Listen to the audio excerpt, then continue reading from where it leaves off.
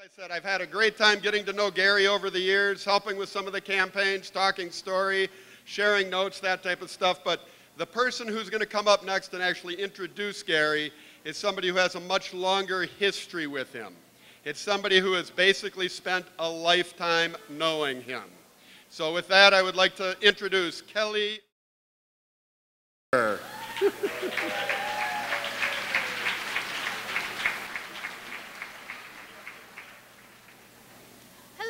Aloha, everyone. Thank you all for joining us today for some great chili and great company. My dad asked me to introduce him, and I thought how I would, and I would tell you a story. Wherever I go in the world, whenever I travel, someone always asks, "Where are you from?" The answer is obviously Hawaii. When they ask, "What island are you from?" I go, "Well, I'm from Kauai, but I live on Oahu." Being born and raised on Kauai is something that I treasure. A friend joked with me once that I'm now formerly of Kauai. That statement crushed me. I mean, when I went to California, I went to school, 4 years, never changed my license. I refused to give up my Hawaii license. I've been on Oahu now for 3 years, and I only recently changed my address. I still receive mail here. It's very much my home base. Oahu is where I live, but it will never be home. It's taken me some time to realize it doesn't matter how many times you move or you leave Kauai. Kauai is with you always. It's your home. You never really leave. It sticks with you. It shapes you. You become a neighbor islander. It makes you different in a good way. You look at development, the environment, general state changes, not how it would affect Hawaii, but how it affects your life here. Because once you're from here, you're never formally of Kauai. You don't lose that part of you, and I'm really thankful for that. People have said that my dad has lost touch with Kauai, that he's been gone too long. The Oahu paper referred to him once as being from Oahu. He was heartbroken. In reality, my dad's been doing good for Kauai for so many years. Not all of it has taken place here, but Kauai has never left him. He's coming home, and it's not some grand return to Kauai. He's been here all along, and he's been working hard for Kauai the whole time. His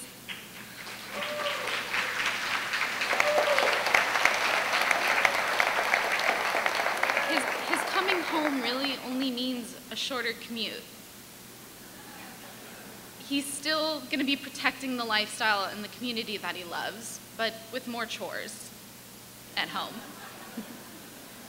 I'm so glad that he's made the choice to truly come back here and to do the hard work that he's been doing all along for Kauai on Kauai. Dad, why don't you come up?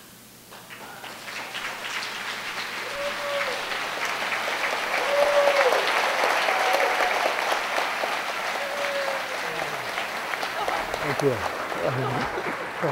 Thank you. I love you. I love you. Thank you. My daughter, Kelli-Rose Hooser. Thank you. Kelli-Rose. See, I have to make sure I don't just focus on her right now, but I have to do that. Those of you, you know how I'm feeling and what I'm thinking. I'm very proud of my daughter. My son Dylan Hooser, Dylan Wade, proud of both of my children. You all know Claudette.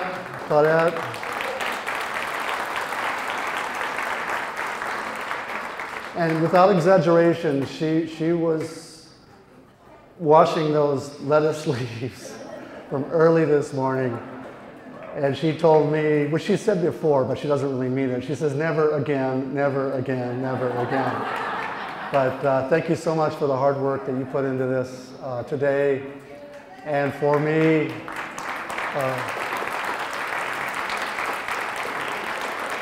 you know, it really is a partnership, and I've been serving all of you and serving the island and the state now for 14 years or so since I was first elected to office, and I couldn't have done that without the support of my family and my friends.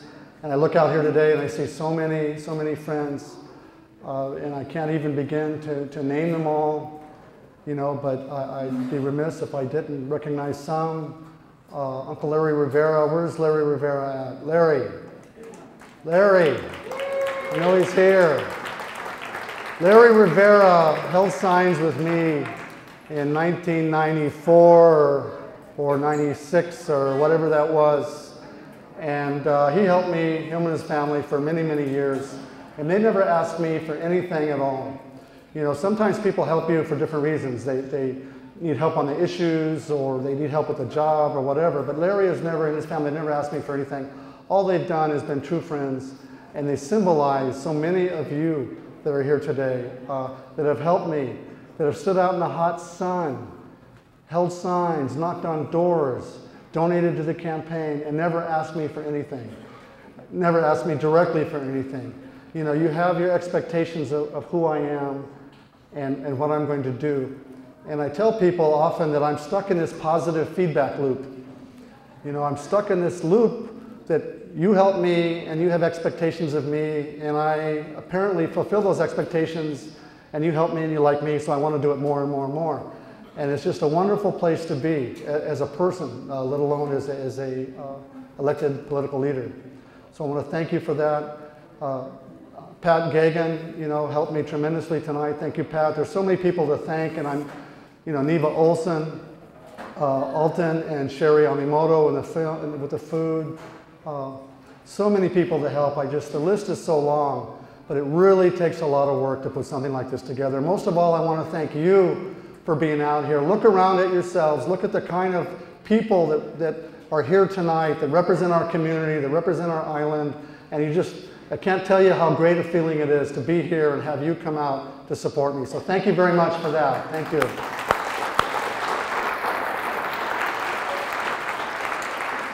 There's a few other people to thank. Sean Mahoney with the Carpenters Union. Sean, thank you very much. The Carpenters have come out tonight to help. Thank you, Sean. HCA, Gerald Alco, thank you, Gerald. HCA helped me with the Hooser Onalicious Chili. It's really the HCA supporting Hooser Onalicious Chili. Thank you. Claire Lundgren did the vegetarian chili. There's just a whole lot of people to say thank you to. The police union, SHOPO has endorsed me, the HCA has endorsed me. I want to thank both of those groups. And I want to thank the Sierra Club. The Sierra Club, it's not public notice yet, but the Sierra Club came out and endorsed me just recently. And the Sierra Club, even though they have other friends on the council, other well-known supporters of the environment, and I'll just mention Joanne Yukimura for one, who's been an ardent supporter of the environment. And I thank Joanne for that, and I've been friends with Joanne and supported her for many years.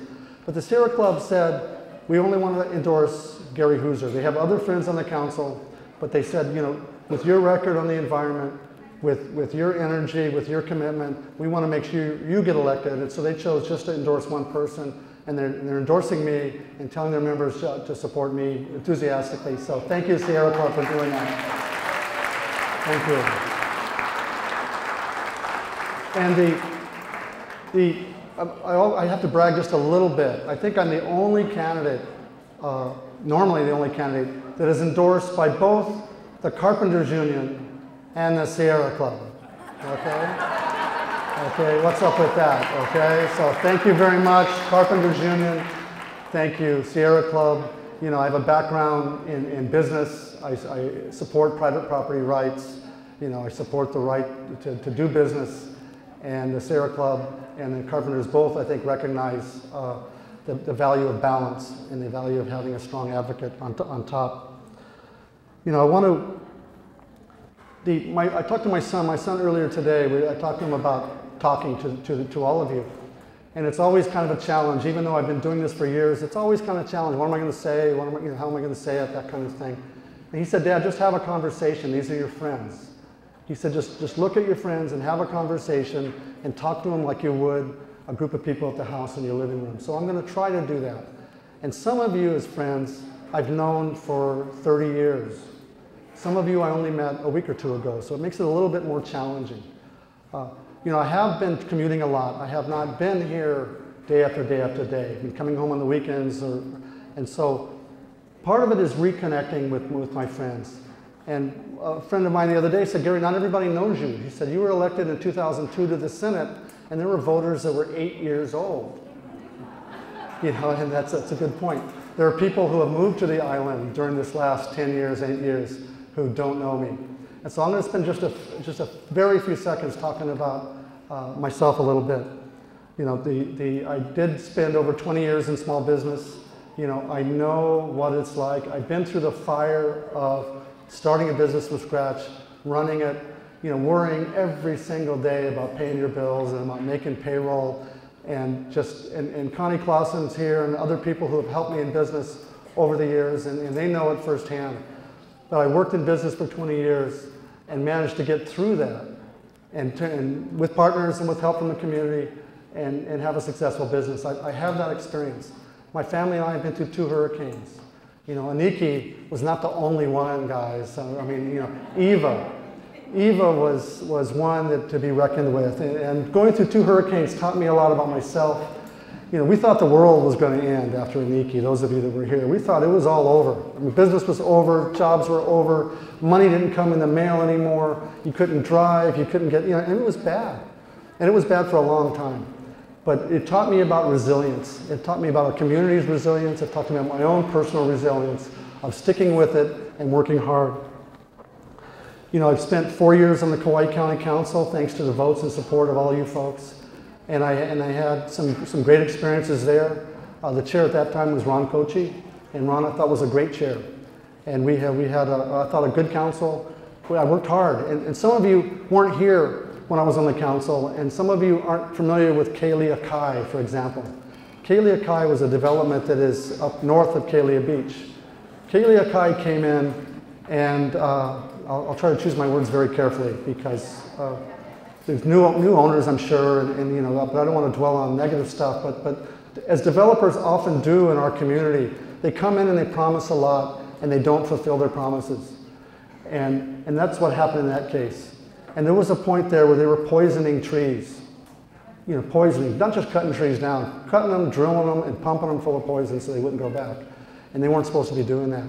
They proposed closing the beach, okay? Closing the beach, and they were gonna let us in, the public in, from like 8 to sundown or something every day, and they were gonna have their private security guards enforce the rules, okay?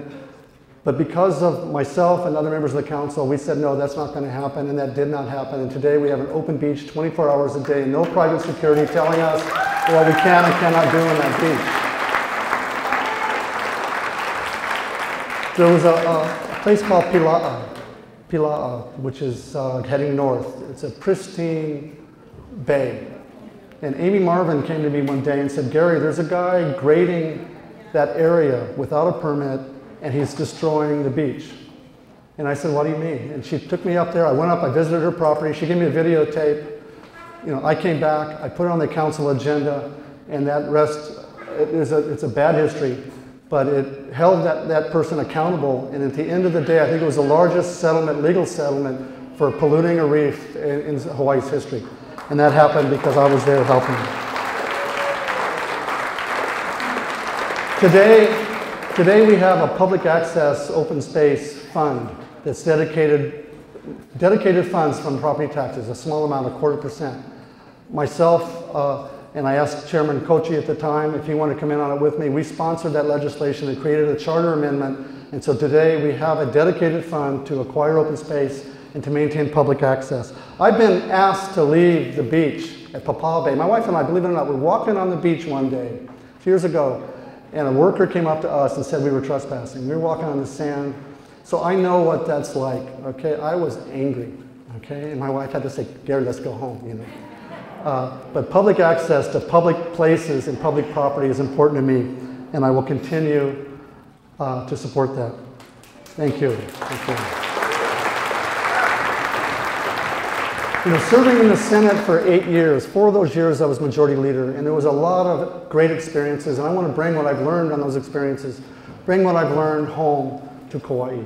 You know, I've worked with, as majority leader, there's 25 senators, there was a majority of 23 or so, it was my job to communicate with those members and to make things happen without having everything fall apart. I mean, it wasn't, everybody has their independence, but you have to communicate with all the members. You know, I went through the Hawaii Super Ferry, consumed a year of my life, okay? A year of my life, the Hawaii Super Ferry. And that was a bad mark on Hawaii's history. Okay, whether you're for or against the Super Ferry, that was a bad mark on Hawaii's business history. And bad decisions were made. And I came into it because people asked me, and I like to ask questions. People said, Gary, aren't they supposed to do an environmental impact statement? That was the basic question. Aren't they supposed to do it? And I said, I don't know, I will ask. And I started asking questions. Other people started asking questions. And at the end of the day, the Hawaii Supreme Court said yes, they had to do it. And it was unfortunate that they made the decision moving forward, but that was in a baptism of fire for myself. And you know what I was most concerned about? I was most concerned about not that they do an environmental statement. I was most concerned someone's going to get hurt. Okay, somebody was going to get hurt. You know, I was at the harbor. Representative Marita was there. I was in Honolulu and she was there, and she's calling me in Honolulu saying, Gary, you got to do something. There's surfers in the water, it's dark, you got this big ship out there, the Coast Guard's going around, somebody is going to get hurt. And so I, from my car in the parking lot of Safeway in downtown Honolulu, called the Coast Guard. And I put on my roughest, toughest voice I could muster and said, you got to turn the ship around and get it back. I'm the senator representing Kauai and I demand it. And they did. I had no legal authority to order around the Coast Guard, okay? I really didn't. But Senator Inouye actually taught me how to do these kinds of things a little bit. So, you know, the Niumalu, the cruise ships were coming in, and they were, people were getting sick living in Niumalu. And I introduced some legislation, and the legislation did not pass, but the Environmental Protection Agency took notice. And today those ships have to burn a cleaner fuel, partly as a reason of the actions of the Niumalu community and myself. Those ships burn a cleaner fuel, less people are getting sick. Waimea Canyon School, similar kind of thing. Thank you. Waimea Canyon School, kids were going to the hospital in ambulances, okay? Going, not once, not twice, 3 times. And I went to the Department of Agriculture, Department of Health, I said, this is enough. Enough already. I don't care if it's stinkweed or what it is, I don't believe it's stinkweed. Something's going on here. We got to stop spraying chemicals near the schools, and we got to do it at every school in the state. But you know, that didn't happen.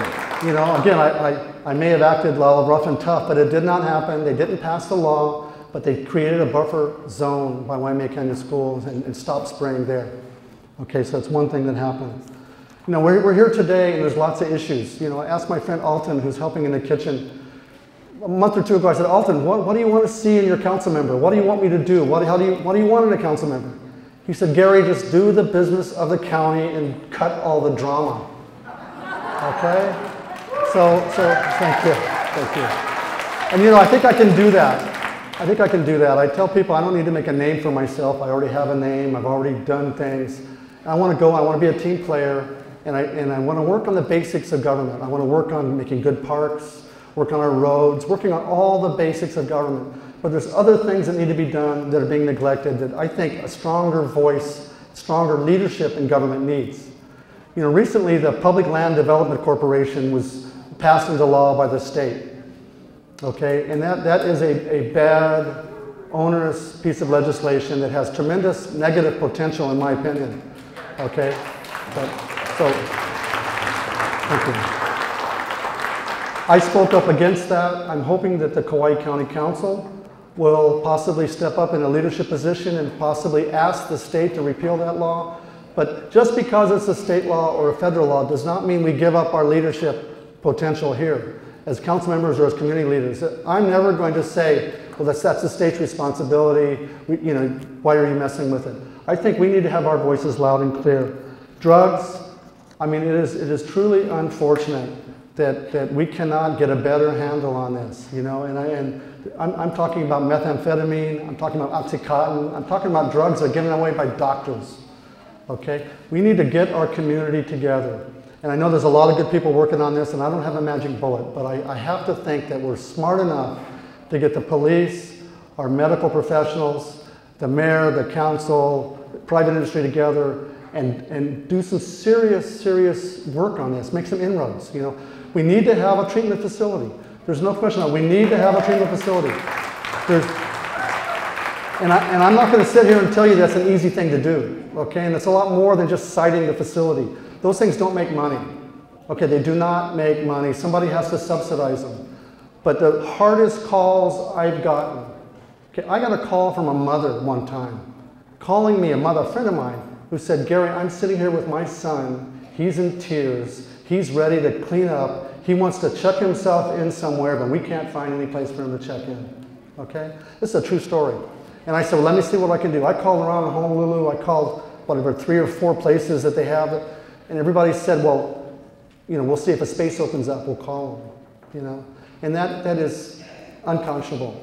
You know, drug abuse is a public health issue, number 1, okay? It's a legal problem when people break into houses, people hurt people, but it's number 1 a public health issue. And we have to get a handle on that. There's lots of issues. You know, Cocoa Palms, what's up with that? Huh? 20 years. 20 years.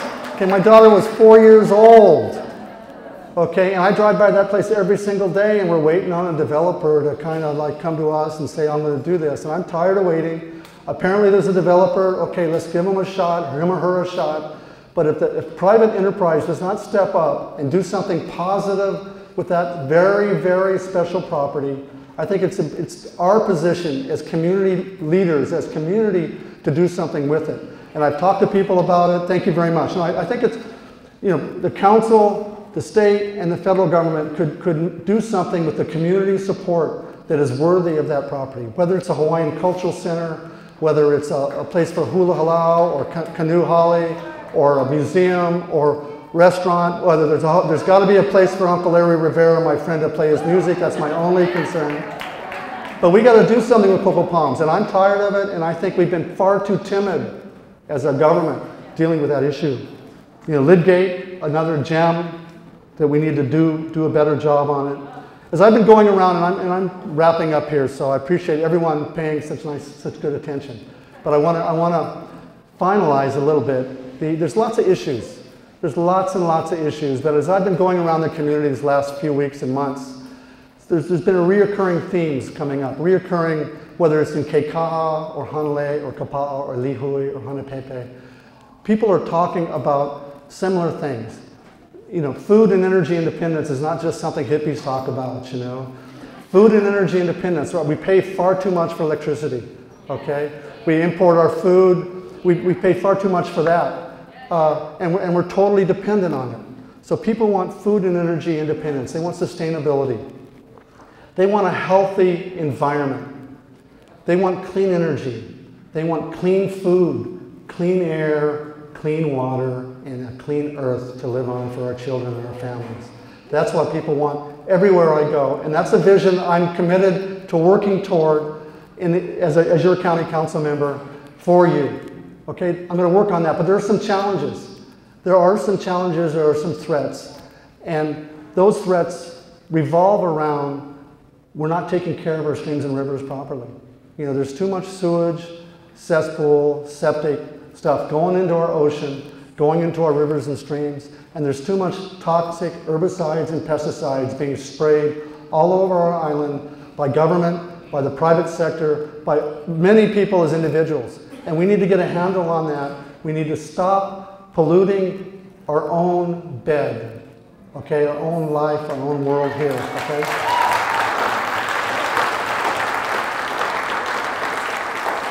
And that's a tough one, okay? It's easy to stand up here and say, you know, I support sustainability and stuff, but when you start telling government or asking government or passing laws saying, you know, we don't think you should spray this stuff around schools, around, you know, wet areas, or maybe not at all. Okay, that's one thing. And when you start talking to private enterprise about doing that, that's another thing. But I'm willing to take on that challenge. I'm willing to ask the questions. How much are you spraying? Where are you spraying it? What does this do to our health? What kind of ramifications does it have? The people in Kaua are tired of being dumped on, okay? The landfill is there. We're bringing poison soil from Kilauea to Kaua, okay? It's got to stop, and it's got to stop with each of us and as a community. So I'm willing to work on that with you. every politician here tonight, and I really want to thank all of them for coming. I really do. It's a respect for me and my family. I thank you. I encourage you to stop and talk with my friends, or many of them are your friends. We all face the same thing, the same question, the same challenge. No matter how hard you work, no matter how smart you are, no matter how good you are in your heart, you cannot serve unless you get elected. I need your help to get elected so I can follow this vision and support all that you want to do. Thank you all very much for coming. Aloha. Thank you. Thank you very much. Thank you. Thank you very much. Thank you. Thank you. Thank you very much. Thank you. Mahalo. Thank you very much. Thank you. Thank you. Thank you. Mahalo. Thank you. Thank you. Thank you very much. Thank you. I forgot to choose the who's.